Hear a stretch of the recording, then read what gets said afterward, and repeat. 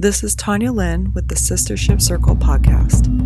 From spirituality, sexuality, and sisterhood to business, relationships, contribution, and creativity, the Sistership Circle podcast introduces a new model of feminine leadership where women get real and vulnerable about it all.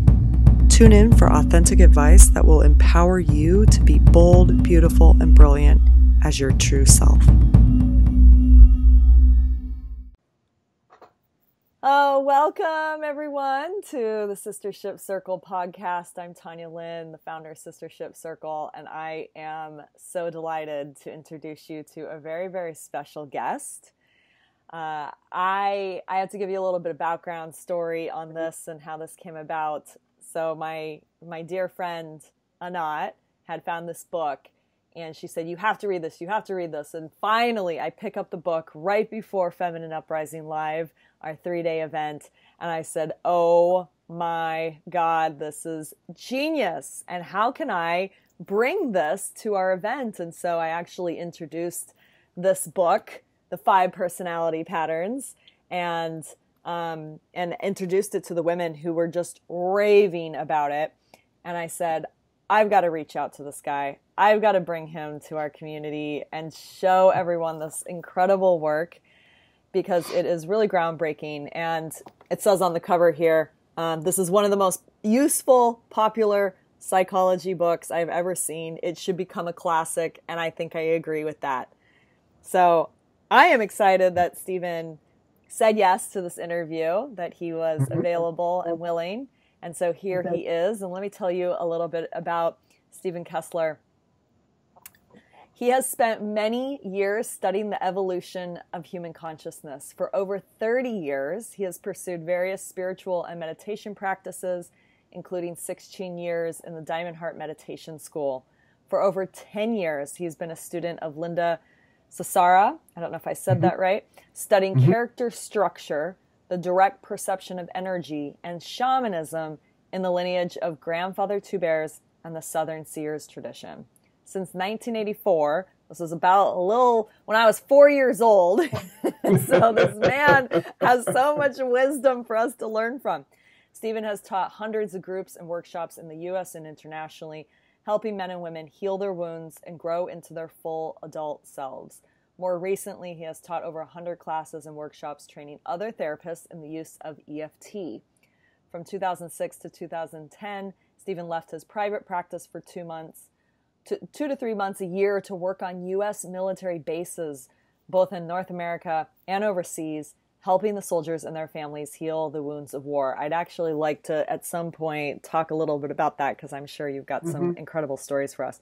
Yeah. His best-selling book, which is the bulk and the, why he's here to talk to us today, The 5 Personality Patterns, deepens the insights of character structure and for the first time presents its map of the human personality to the general public.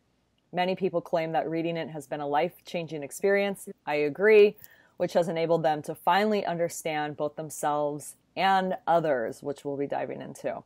So welcome, Stephen. I'm excited to have you today. Thank you. I'm so glad to be here. Thanks for inviting me. Absolutely. So, I've kind of talked this book up and everyone's like, what is this? What is this? So let's just start with, why is this book so important? What's so important about this book? Wow. Yeah. The simple fact is we all think that we are free and we are in control of ourselves. And unfortunately, that's not really true. Unfortunately, we actually live inside habits of attention that we formed as children and that then have constricted our worldview and in many ways control our lives and organize our lives. And it's like we live in a prison and we don't know we live in a prison. But when you see the walls and the prison you've been living in, and you discover that the door has been open the whole time, then you start to want to get out, which a person can do. It takes a little learning and a little work, but it's possible for us to come out of the patterns that we learned in childhood. And most of us adopted 2 of these 5. It's possible to come out of pattern and be present, actually be here in the here and now, instead of living inside these conditioned reactions and habits of attention and habits of life energy flow that we learned as children. Well, this is so important. And I really want to direct this and have this be really relevant to the work that we're doing at Sistership Circle, which is all about feminine leadership, stepping into who you are as a woman. And so much of what blocks us from that is exactly what you're saying, of these patterns from childhood.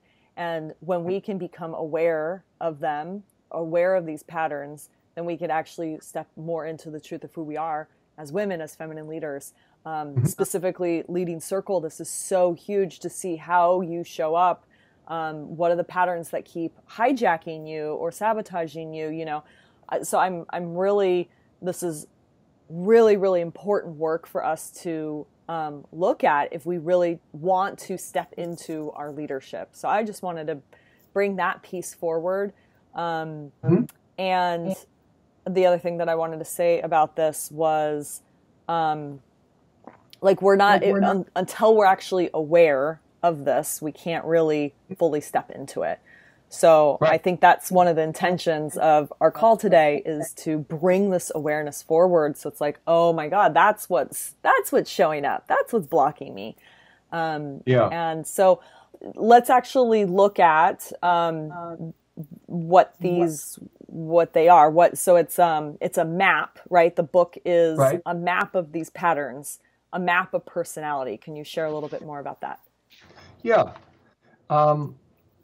If a person is familiar with any of the maps of personality, like the Enneagram or the Myers-Briggs or astrology or the Big Five, all of them teach us something about the way our personalities form.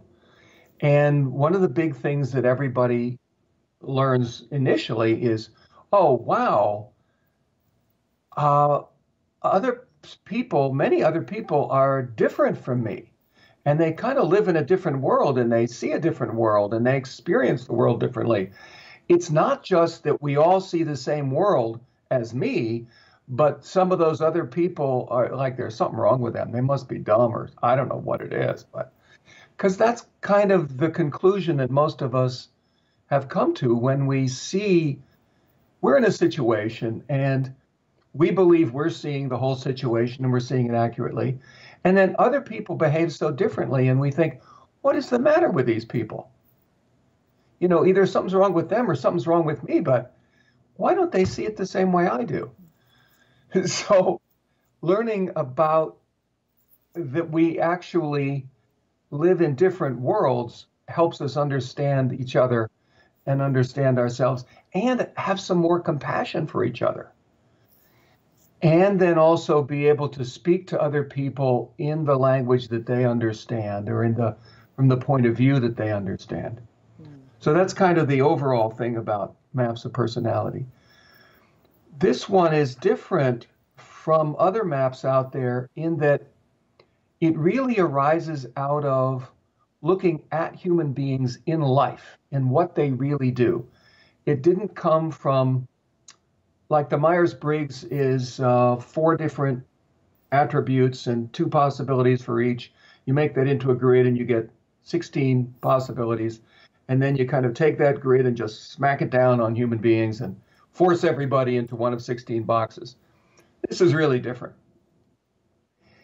Apparently, when we're young, and actually throughout life, but it really shows up clearly when we're young, when we're in distress, there are only actually 5 different things we can do to try to feel safer. And if you think about yourself or kids you're raising, all kids have problems. All kids feel upset, scared, anxious, sad, angry, and they need to somehow soothe themselves. It's true of us all the time. And the 5 things that you can do with your are things you can do with your attention. It's not just what you do with your body. It's not just behavior that would be recorded on a video camera. It's things that you can do with your attention and with your life energy. So the first thing you can do is leave. You can dissociate. You can leave the room physically. If you're a baby, you can't move, but you can leave your body. You can jump ship. If something bad is happening in your body and you can't stand it, you can just get out. So that's one thing that you can do. The second thing that a person can do is move towards other people, reach out for help, cry out for help. Natural action that every infant takes when it's in distress. Cry out, reach out, try to get someone else to solve the problem.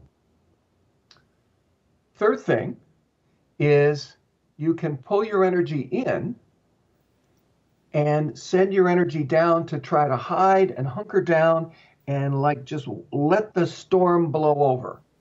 Not feel it so much. Just somehow get through it, right? Get small, try to get invisible, and let it blow over. And maybe you have a kind of quiet resentment inside, but you're not showing it on the outside. You're not doing anything. You're not fighting back. You're not running away. You're just hunkering down.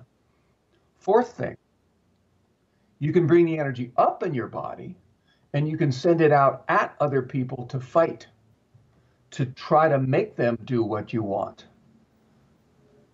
So that makes you try to get big and strong and imposing and dominating and control everybody. The fifth thing that you can do, since there's a flow of life energy through your body, is you can constrict the muscles in your body to try to constrict that flow of life energy and feel less. If you can turn down the volume on the flow of life energy, you can also turn down the volume on how bad it feels.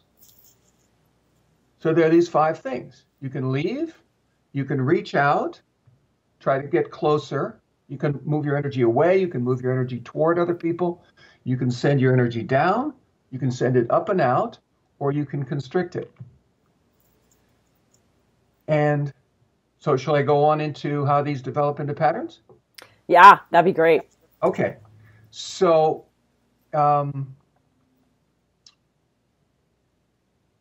the way that each of these becomes a pattern is, as a little kid, in our own situation, with our own parents and brothers and sisters and culture and religion and whatever, well, we all pretty much try out all five of these a bunch of times. And you can often watch a little kid do this. And we discover which ones work better for us. And then we repeat the ones that work best.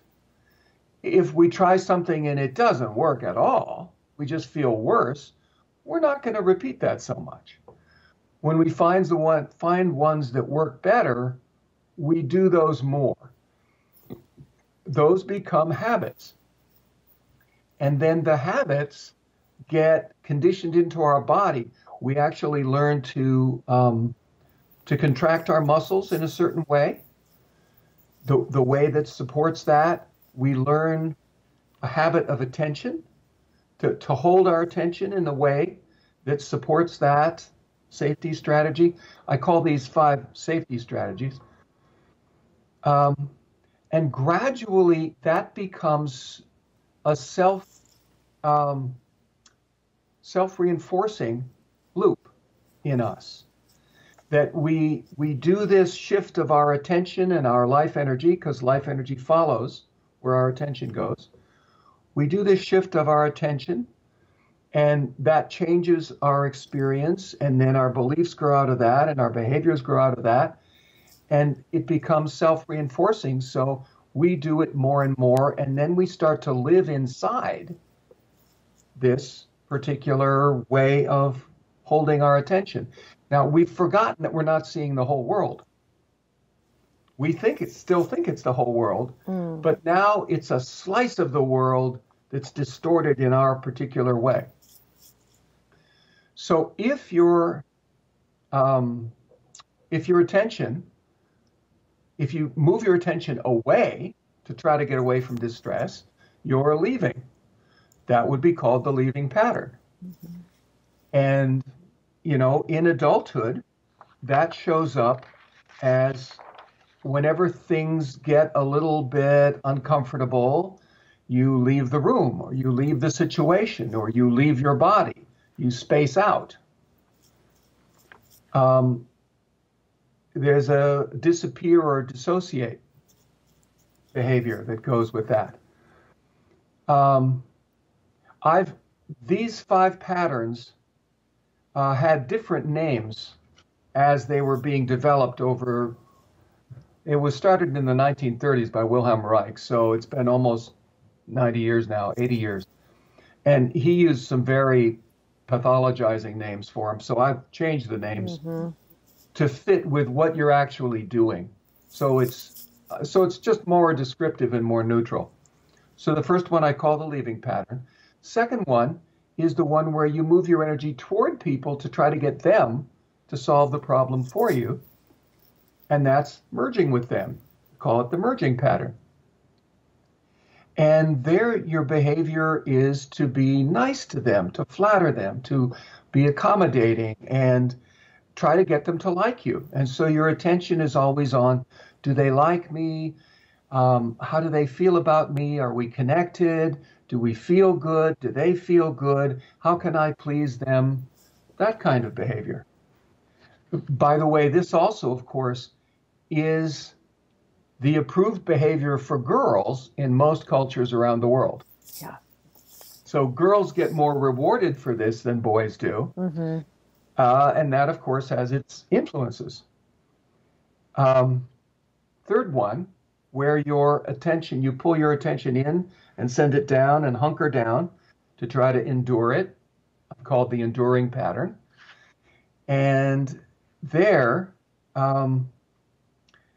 what a person does is to try to suppress their own self-expression and self-action because that wasn't working.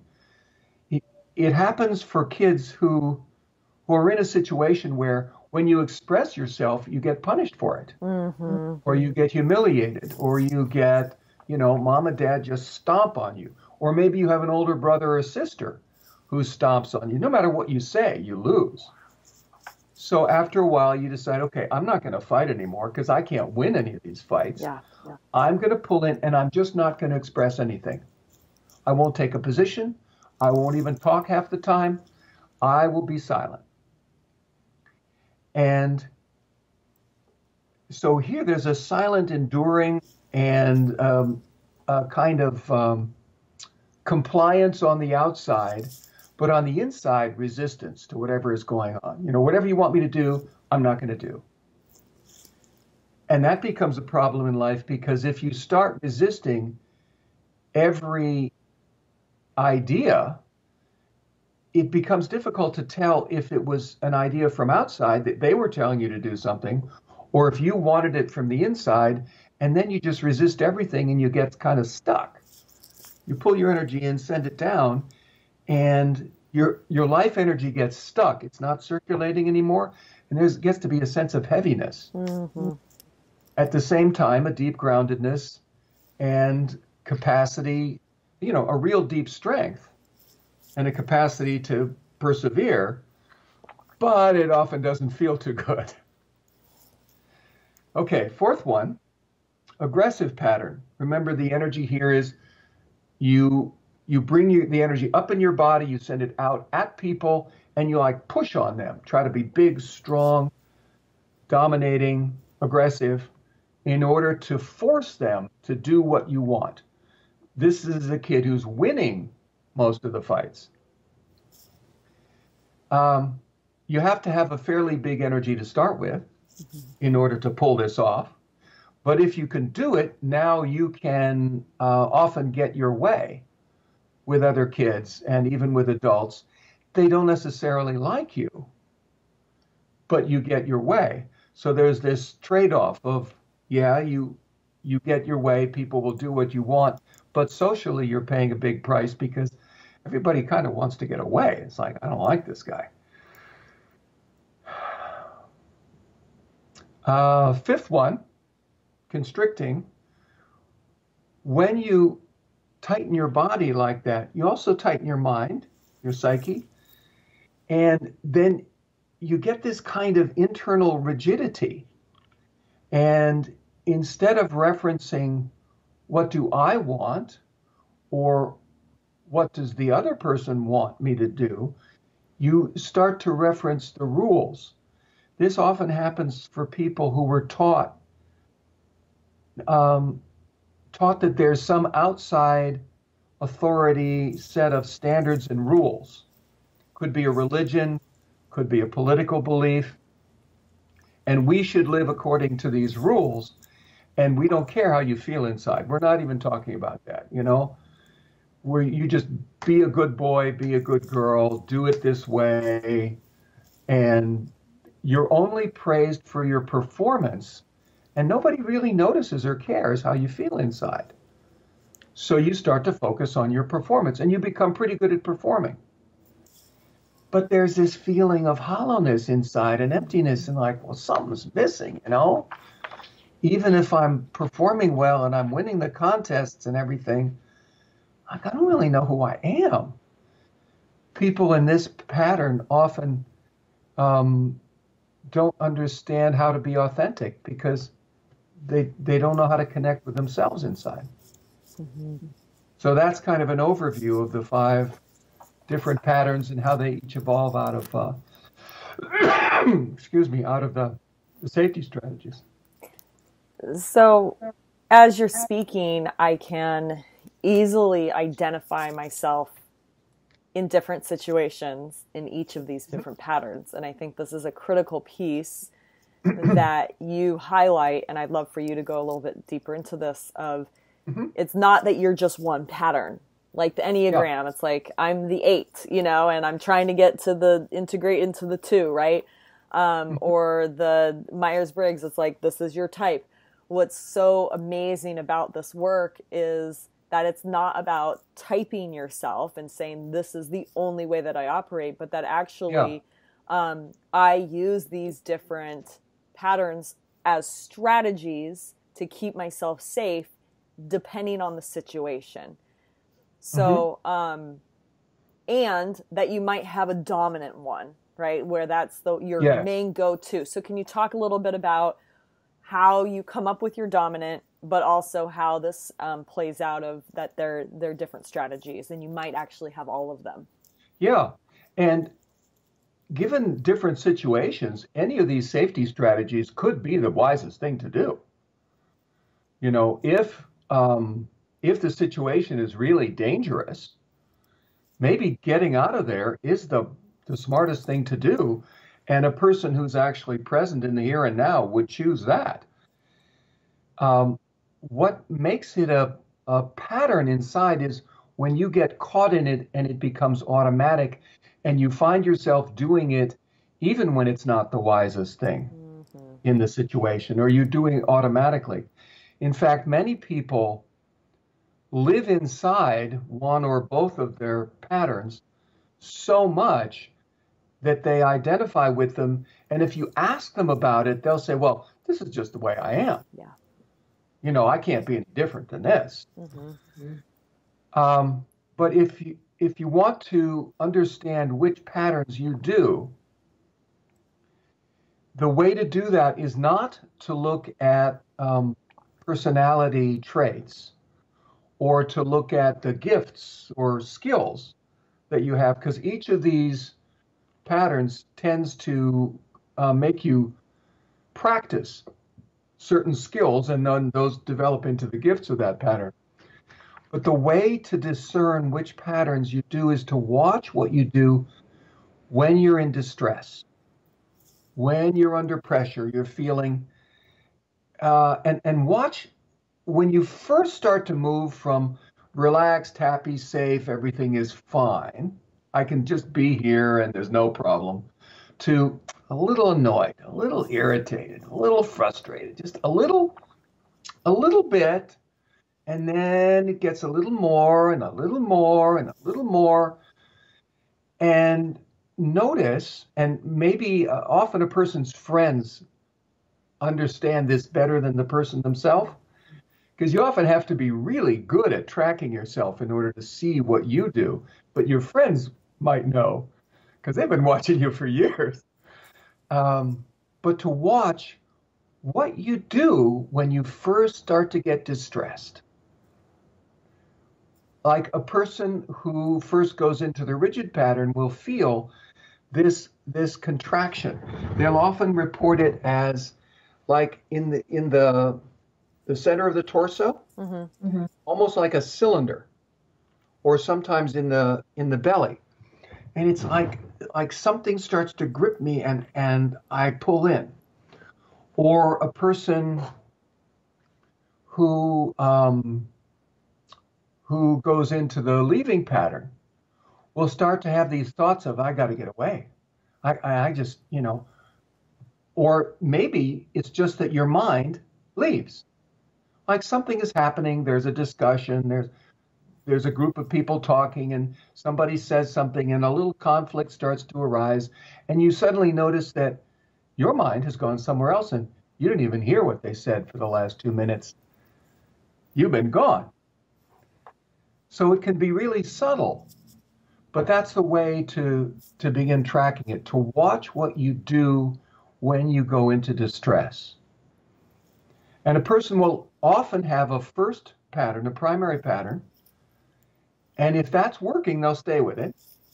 But if it's not working, they'll switch into their backup pattern.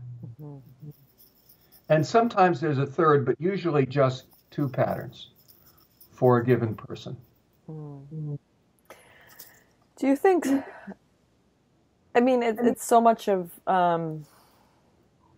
when you're a child and your relationship with your parents and your environment, but do you think also it's influenced by society as well? Oh, yeah. Yeah. I mean, I think there's a combination of the environment, family, situation, culture, all of that. And did this particular spirit or soul come in with some kind of agenda for this life? And do you need a certain set of patterns in order to accomplish that agenda? Like if part of your agenda is you want to learn the difference between judgment and discernment, well, you got to go into judgment first in order to learn that, oh, that's not working so well. What else is there? Oh, there's this thing called discernment, right? Yeah, exactly. So it's if you're setting up problems for yourself, going into a particular pattern or set of patterns is a way to do that. But there are all these other factors too. There's the body that you are born into. It has gender. It has certain inherited DNA characteristics. But then again, the patterns you adopt shape the way that your life energy moves through your body, and that actually shapes the proportions and the shape of your body. If a lot of your energy goes up into the upper part of your body, that part grows bigger. If most of your energy goes down into the lower part, that part grows bigger. If your energy, if you're more in the merging pattern, there's a tendency to stay kind of round and soft, like a baby. If your energy tends to leave your body doesn't get much life energy, and there's a kind of not very strong feeling and not organized. Yeah. I just want to also point out what you said, and this is such an important piece around that there's like a gold in it, right? And so we can look at that there's something wrong, right? That this is this pattern of how I'm trying to keep myself safe and, and how I'm dealing with overwhelm. It's the strategy. And yet at the same time, it's actually a gift. It's gold. Yes. It's really actually part of your purpose on this planet. And I think this is a really important piece in what we were talking about at our event was really being able to see how this has impacted and influenced you to step into your purpose.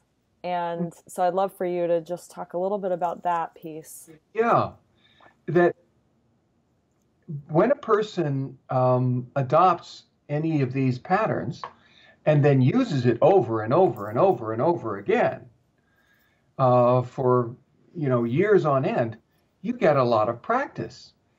And there are certain skills that you have to use in order to make any of these patterns work. And you start to become a real expert at those particular skills. You really develop a mastery of those skills. For instance, if you are in the merging pattern and you want to connect with other people and get them to connect with you and get them to take care of you and give you what you want, you have to learn how to feel into their body and read what do they feel at the moment and what do they want from me. You develop this terrific skill of referencing them. It's an amazing skill. Mm-hmm. It's a terrific skill for social interactions. Now, you're also abandoning yourself, which is a problem. You're not referencing yourself, so you wind up being terrific at referencing other people and no good at referencing yourself, and then you find yourself just being whoever they want you to be, and you think, this is not good. But in the meantime, you've developed this amazing gift of feeling what's going on in other people and knowing what they want and being able to give them what they want. And also this heart connection skill. People who are deeply in the merging pattern, but also able to come out of it and be present, understand how to drop their energy into their heart center and just radiate love. Mm-hmm. Right? I have a friend who reported she went to some kind of a trade show where they had all these booths, and nobody was coming to her booth, and she was kind of bored with that. So she thought, oh, okay, I can fix that. So she just went inside, dropped into her heart center, and started radiating this love energy. And people walking by suddenly decided they wanted to talk to her. Mm-hmm. Pretty soon there's a whole crowd of people there. It's an amazing skill. Mm-hmm. So when you learn about the whole set of patterns and which patterns you do and how to come out of pattern and be present, you don't lose those gifts that you've been cultivating for your whole life. Now you have those gifts to use in a conscious, voluntary way. I love that. And that's especially with circle leadership and what we're doing at Sistership Circle of becoming a facilitator and having women come to your circle. I mean, that's a prime example of, how the merging pattern can, being able to come into presence can actually have an attractive magnetic energy field to have women come into your circle, because everyone wants to be, that is the energy of circle, is connection. That's right. So let's talk a little bit about this piece of coming out of the pattern, kind of the process of coming out of the pattern and then to presence, because presence is the place where we want to be. So why is presence, if you want to even share a little bit about what is presence, why that's important, and what's the process of going from unconscious pattern to presence? Right. Being present is simply that all of your attention is in the here and now, in what's actually going on right here, right now, and that you can compose your responses to whatever's going on just from what's happening here. Being not present is that part of your attention is still captured in the past, probably in traumatic situations that happened to you, and that if something starts to happen here in the present that's similar to one of those old traumatic situations, you kind of leave here and go back into the old trauma and then start responding as if the old thing is happening again. So the old trauma is running your life. A simple example of this, maybe you got mugged on the corner of 9th and Vine. Mm-hmm. And ever since then, you just don't walk through that intersection. Maybe you walk a block away and you go up the next street. You just avoid that place, because if you get close to the corner of 9th and Vine, you start to feel upset and angry or scared or bad things.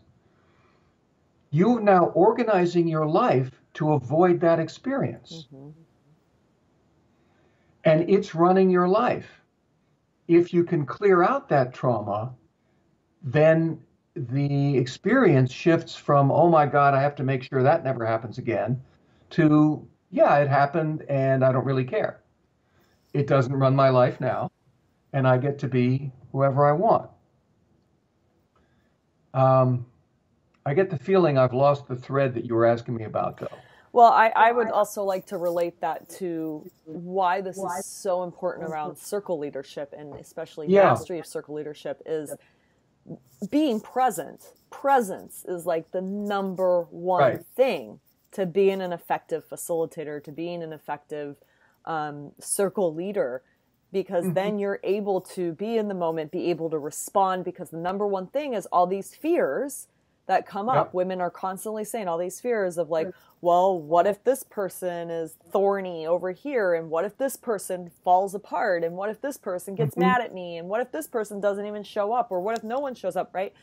So we have all these fears, but when we are in presence, then we can respond and we're not affected by that. But all those fears are actually the trigger from old childhood. And so then if we're not present, then this is how it's showing up, is we'll then respond with whatever pattern to overcome the distress around that fear.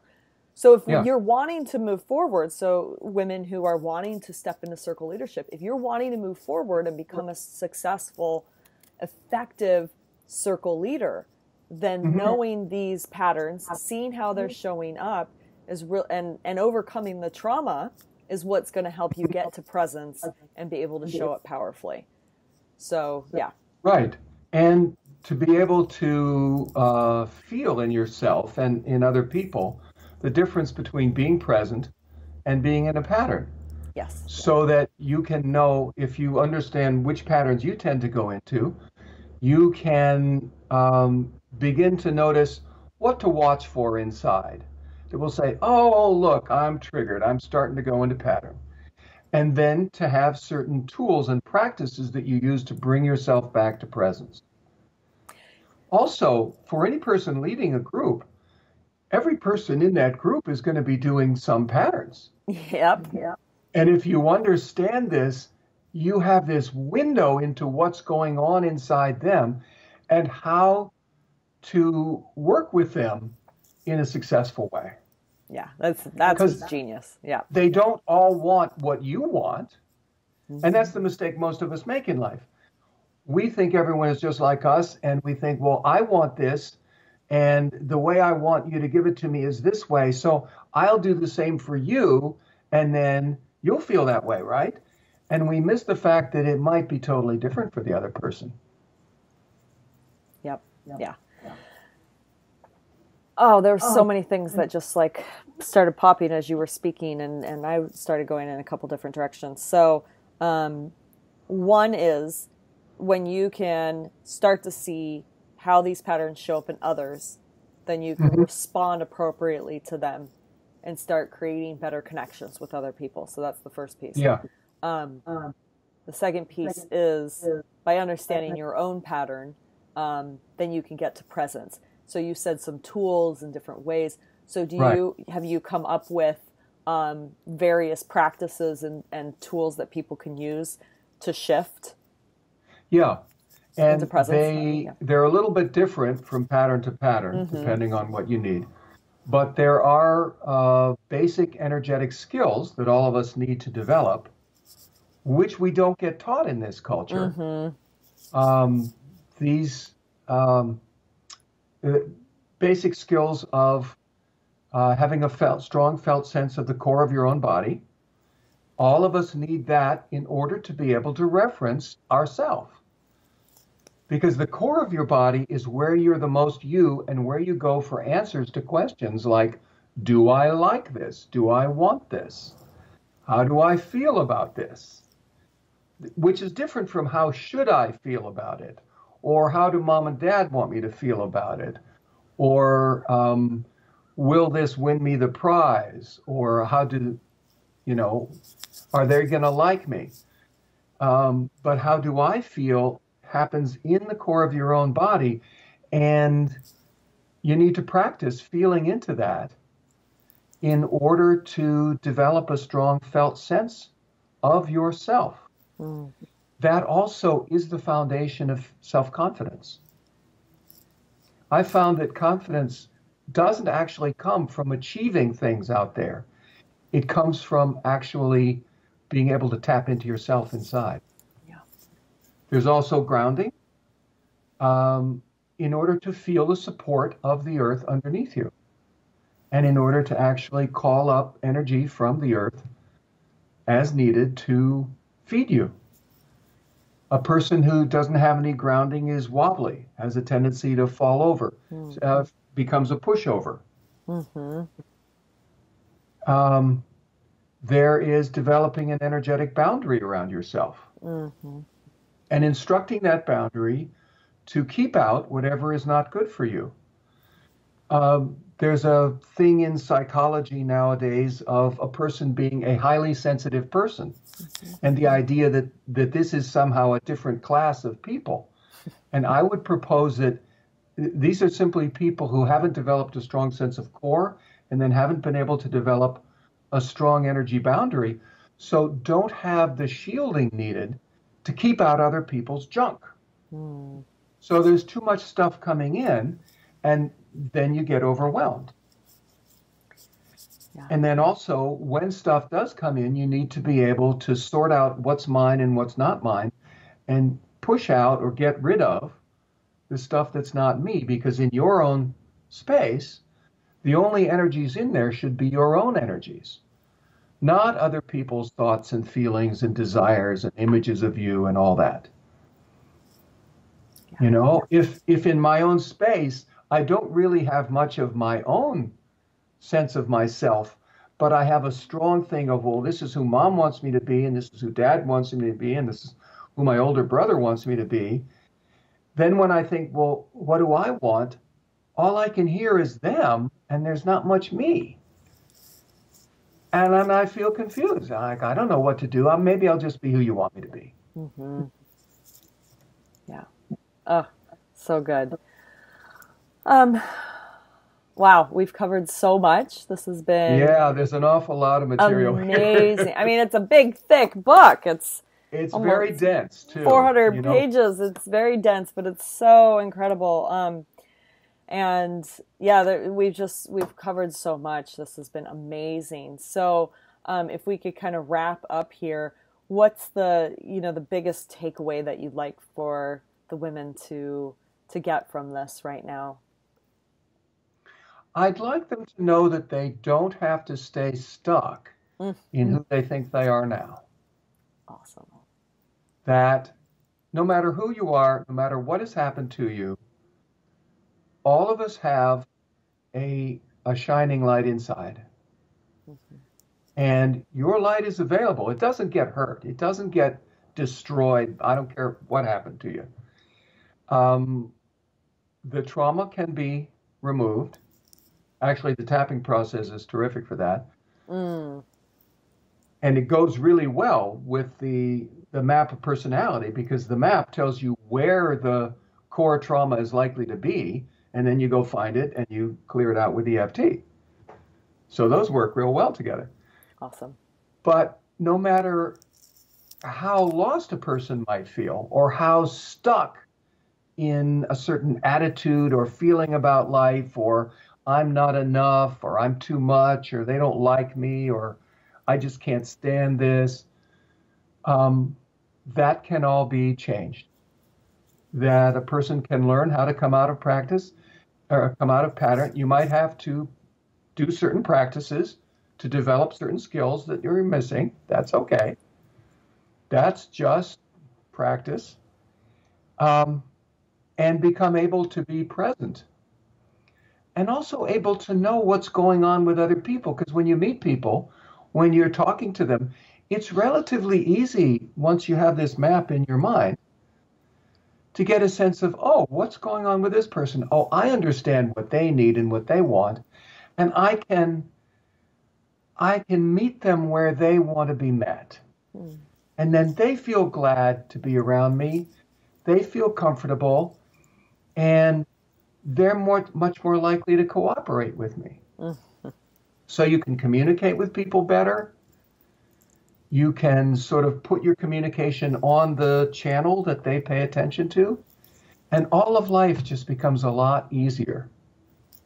It takes work inside to learn this and to get there, but there's a lot more joy and safety that's available. Mm. And one thing I've learned, 30 years as a therapist, my belief is it's all about safety. The main thing everybody wants is to feel safe. Yep. First thing, feel safe. Safe and loved. Safe and loved. That's what we're looking for. Yeah. Mm-hmm. It's huge. I mean, it's such a big piece of circle. And one of the things that we say is like creating the brave circle. Mm-hmm. So yes, we want to create this safe space for women to be their self-expression, but the tendency is that we play it safe through these patterns. So these patterns show up big time in circle. And so can we actually start, circle's a great place where we can start to unravel this and get to presence from these patterns and to see how they show up, because they come up big time. So and this to is great. take a chance of stepping out of your habit pattern and actually being more authentic. And just see if anybody dies, or if they kill you, or if they hate you, or Yeah, definitely. People are often surprised. I ran men's groups for 16 years long ago, and like people can be very surprised that, wow, I thought you'd all hate me if I said that. Yep, I know. It comes up all the time. We have a withhold tool, and people are like, but wait. And I'm like, actually, we've only had one time of all the years I've been using this withhold tool, one time where someone did not respond well to a withhold being delivered to her. It was just amazing. So, we can create that space within Circle to be able to overcome these patterns. Yeah, that's a great tool. So great. Because whatever you're withholding is seeping out underneath somewhere. Yep, exactly. I'd love to end with, do you have a story of the work that you did overseas with the military? Is there one that can kind of leave us with some inspiration? Oh, okay. So here's what comes up. Yeah. I was on a base, I don't remember where. This could have been Wiesbaden or Hanau, or it might have been up in Alaska. So there's a couple who've come in to see me, and he orders her around and she doesn't like it. And he's a staff sergeant. He's a master sergeant, enlisted guy, used to being in charge, and he's responsible for all these crazy recruits that he has to tame and keep them safe. And he runs a tight ship. And if I had not had this understanding of people, this map of personality, I would have done something totally different, and it probably wouldn't have worked very well. But it didn't take long to understand what was going on in him, that he was stuck in the aggressive pattern and believing that he had to be in charge and he was responsible for the whole thing. And by God, they should all do it his way, because he did know the right way. And we're all going to get hurt if you don't do what I say. And that he felt this tremendous burden from this. And that he had to take his heart offline in order to do this. It's part of what happens in that pattern. The person stays in fight or flight nearly their whole life.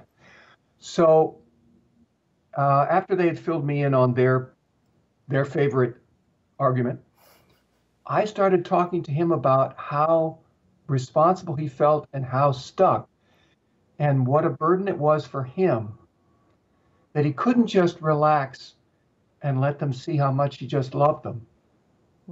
Because he was afraid that then he wouldn't be strong and he wouldn't be able to keep everybody safe.